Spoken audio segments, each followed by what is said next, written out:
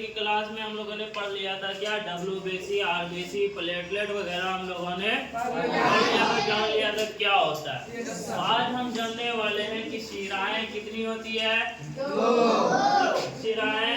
शरीर में रक्त वाहिनियां कितनी है, 2। और एक का नाम है और दूसरे का नाम है शिरा। समझ में आया? तो अब देखो धमनी किसको कहेंगे और शिरा किसको कहेंगे। धमनी जो है वो हृदय से ऑक्सीजन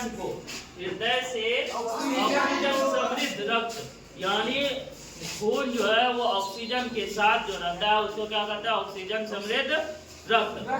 जिस रक्त में ऑक्सीजन रहे जो उसको ऑक्सीजन समृद्ध रक्त कहते हैं। तो ऑक्सीजन समृद्ध रक्त को शरीर के हर भाग में पहुंचा देता है। कहाँ? हर भाग में कौन पहुंचाता है? खून का ऑक्सीजन वाला खून को हर भाग में, शरीर के हर भाग में कौन पहुंचाता है? कौन? धमनी।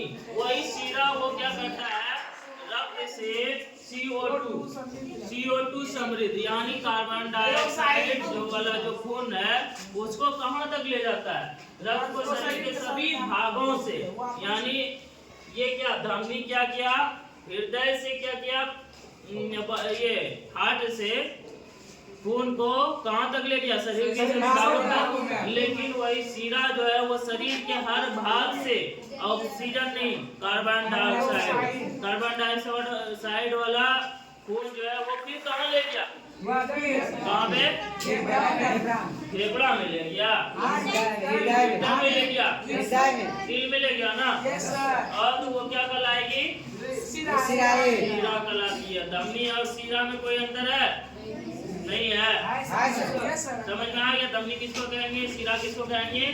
अब देखो यहाँ पे एक चीज ये भी होता है, हृदय से जब ऑक्सीजन जाएगा, जैसे तुम लोग मोटर चलाते हो तो पानी तेजी से निकलता है ना, तो जैसे ही हृदय से धमनी से क्या हुआ, खून गया शरीर के सभी भागों में, तो उसका जो नली रहेगा वो कैसा रहेगा, मोटा रहेगा, उसका दीवार पतला हो जाएगा, जैसा यहाँ पे दिखाया गया है। समझ में आया?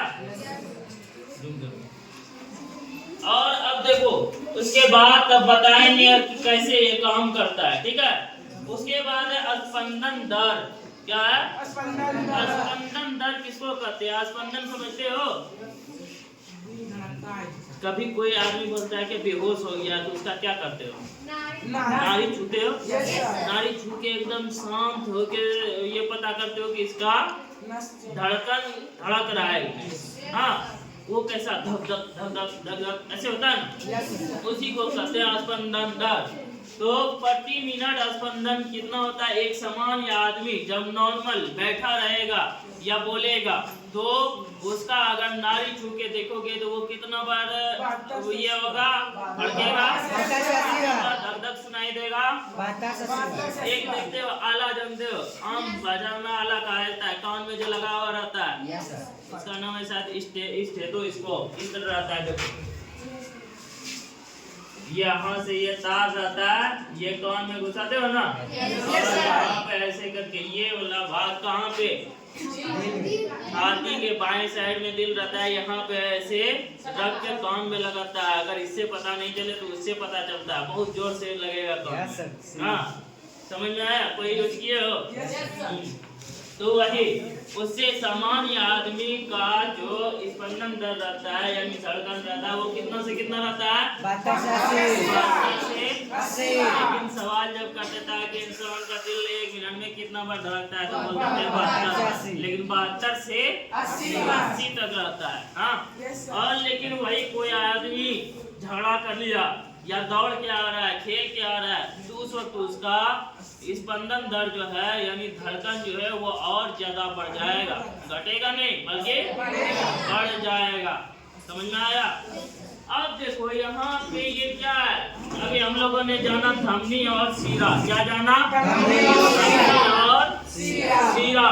क्या कहा गया था कि फेफड़े से, फेफड़ा में क्या लेते हैं हम लोग? जब ऑक्सीजन लेते हैं, जब हम सांस लेते हैं, वो कहाँ जाता है? फेफड़ा में आया। ये मान लेते ये क्या है? फेफड़ा है।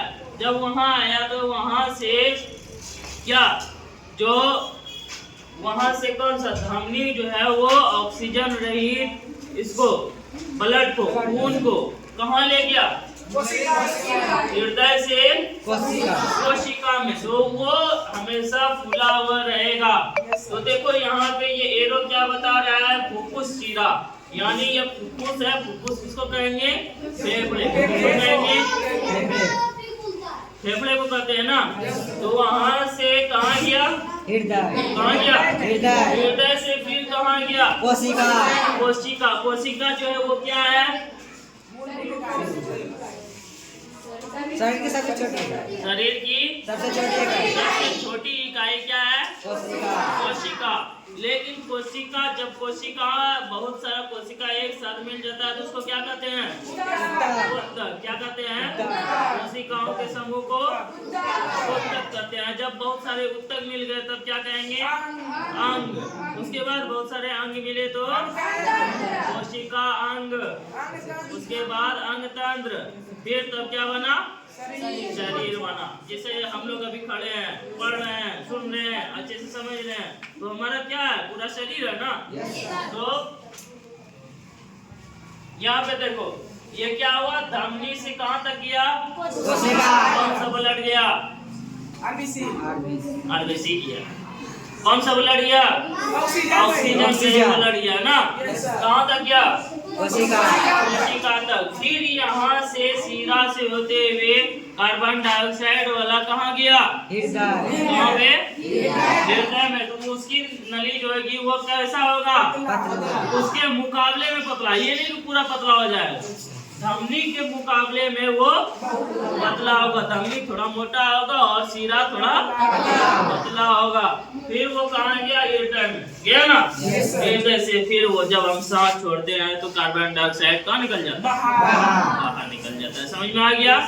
धमनी किसको कहेंगे? सीरा किसको कहेंगे? और एक वयस्क आदमी का दिल कितना बार धड़कता है? याद रहेगा?